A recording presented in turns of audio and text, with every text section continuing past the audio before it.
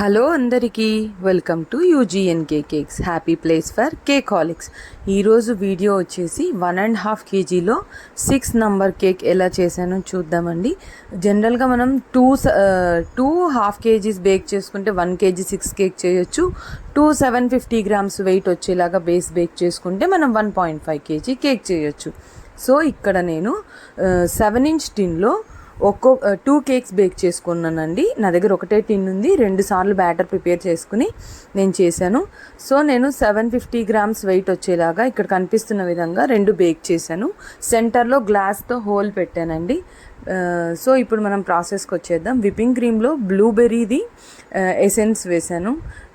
Board వచ్చేసి నేను 14x14 board తీసుకున్నాను. నా దగ్గర రెక్టాంగిల్ది లేకునింది, సో నేను స్క్వేర్ బోర్డే తీసుకున్నాను.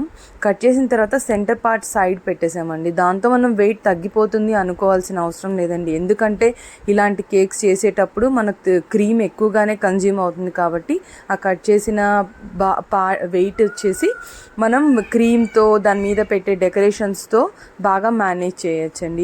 ఇది కస్టమైజ్డ్ కేక్. సో ఇప్పుడు నేను చూపిస్తున్న విధంగా ఫస్ట్ లేయర్ పెట్టి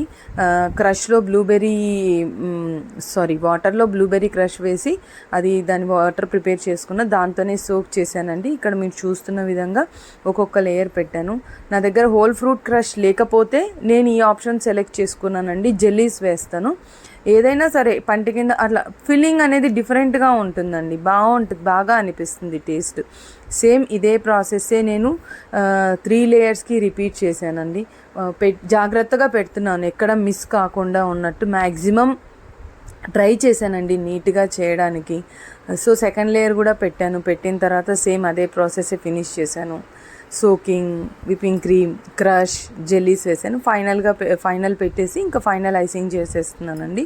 చూసారా, ఫైనల్ లేయర్ పెట్టేసి సేమ్ అదే చేసి క్రమ్ కోటింగ్ చేసి ఫ్రిడ్జ్లో కొద్దిసేపు పెట్టేసి ఒక 15 minutes పెట్టానండి. జనరల్గా ఎలా చెప్తానో అలాగా. ఇప్పుడు వచ్చేసి మిగిలిన రిమైనింగ్ హాఫ్ అండి, ఆ పార్ట్ మిస్ అయిపోయింది, సారీ, దొరకలేదు.